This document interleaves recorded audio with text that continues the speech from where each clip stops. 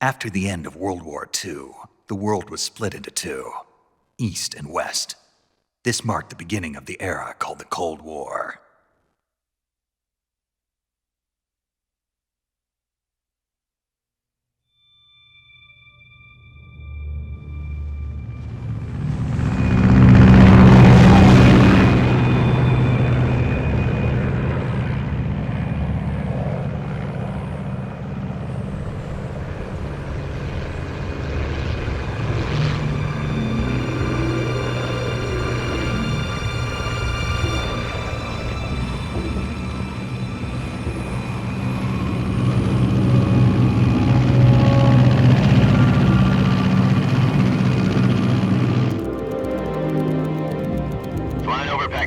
Altitude 30,000 feet. Approaching Soviet airspace. 20 minutes to drop off. Commencing internal depressurization. Equipment check.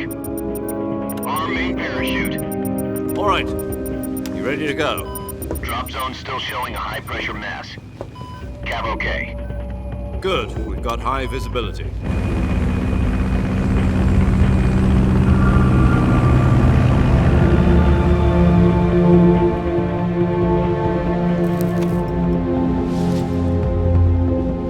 Put out that cigar. Connecting oxygen hose to interior connector. Put on your mask.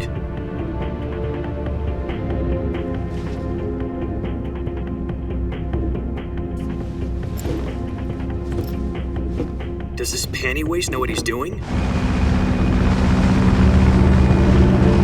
Approaching release point. 10 minutes to drop off. Hey, are you deaf? He said put out the cigar and put on your mask.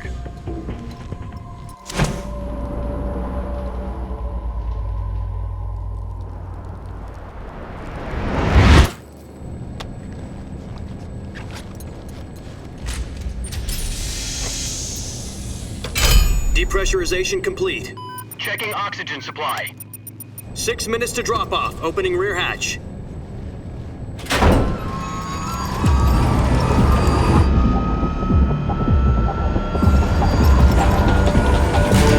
Sunrise.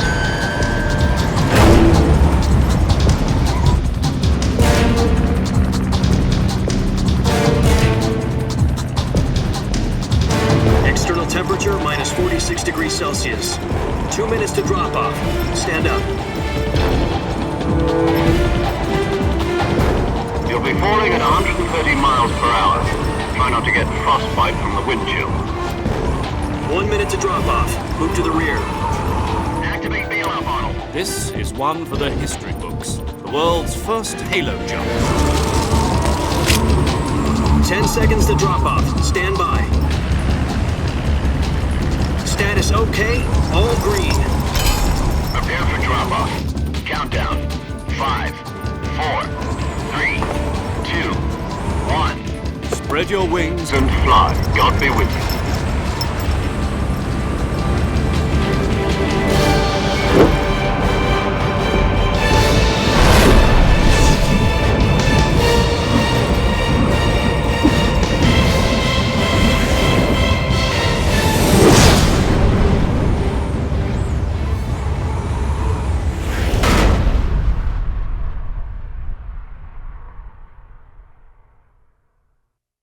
Jack, I've got some important news.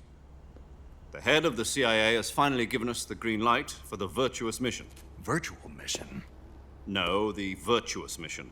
The future of our Fox unit depends on it. If it succeeds, we'll be officially organized into a unit. Virtuous mission? Sounds like some kind of initiation ritual. You know, don't get cocky. This isn't a training op. Right. So what exactly is this wonderful mission? Well, about 2 years ago, a certain Soviet scientist requested asylum in the West through one of our moles.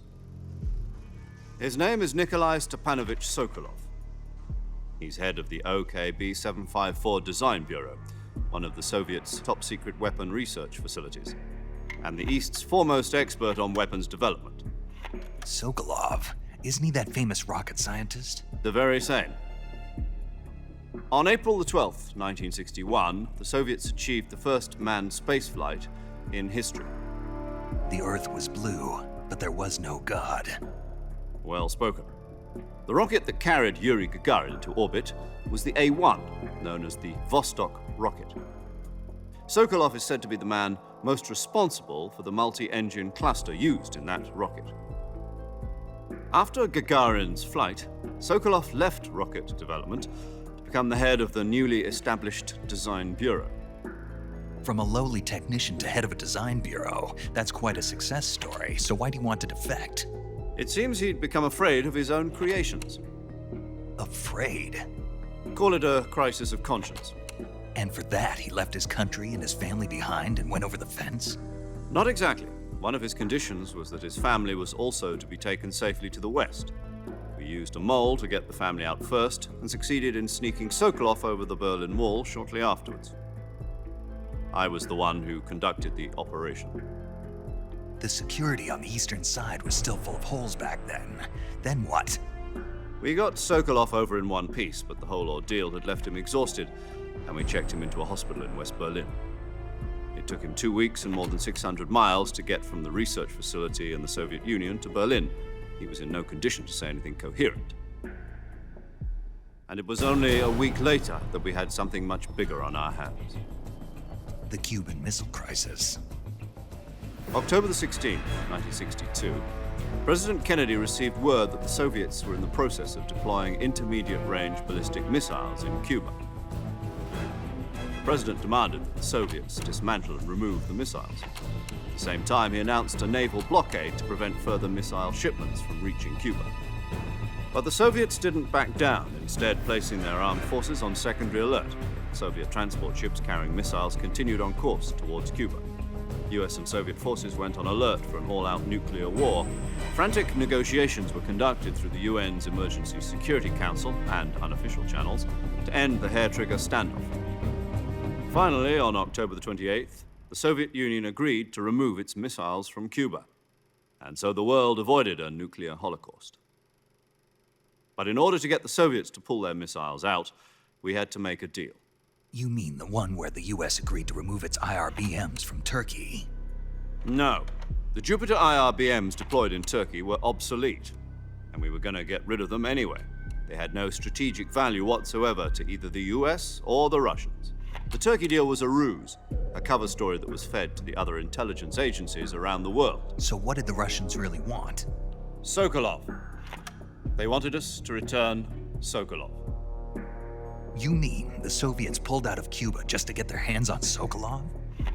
That's right. What the hell was he working on? At the time, we had no idea. We were running out of time. It was either give up Sokolov or risk full-scale nuclear war. In the end, we had no choice. President Kennedy gave in to Khrushchev's demand. The next day, I got Sokolov out of the hospital, handing him over to agents on the eastern side. Sokolov kept on screaming, "Save me," until he disappeared from my sight. Then a month ago, we received some new information from one of our moles. About Sokolov? Yes. He was taken back to the research facility and forced to continue working on the weapon in question under KGB supervision. What's more, it's on the verge of completion. So what kind of weapon is it? Something to do with space rockets? No, missiles. Same technology. I guess you're right. We don't know the details, but it appears to be a new kind of nuclear device. For half a year now, the Soviets have been conducting frequent nuclear tests at Semipalatinsk. Something to do with the weapon, I assume. We're talking about a secret weapon so big that Khrushchev was ready to pull out of Cuba to get it back. Is Sokolov still in the facility? No. According to our intelligence, he's in Selinoyarsk, a place in the mountains about 3 miles to the west that's known as the Virgin Cliffs. The Virgin Cliffs. Nice name for a virtuous mission. They moved him there just recently. Why? Apparently, they're conducting a field test of the weapon, but it's our best chance to get him back. This mission would never have been possible if he was still in the research facility. This is our last chance. Sokolov must have known that too when he contacted us.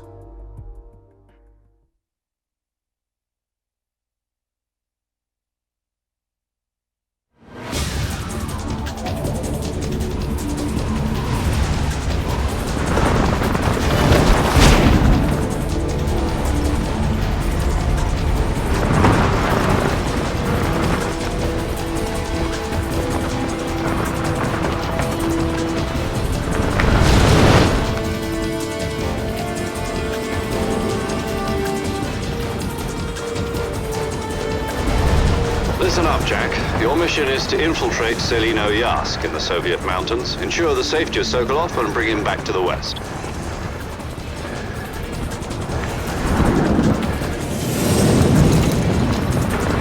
If we don't get Sokolov back before that weapon is complete, we'll be facing a major crisis. The clock is ticking.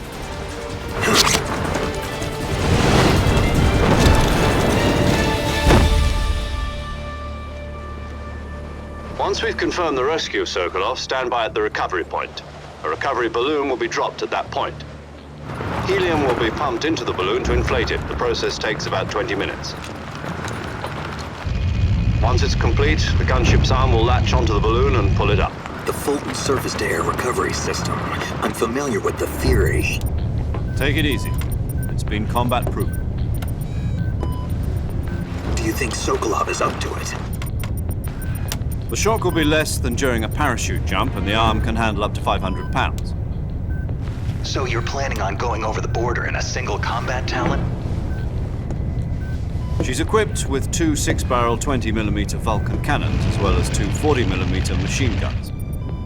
Sounds like she could hold her own against a battalion of tanks. Even with the fuel in the reserve tank, we're facing a 4-hour time limit.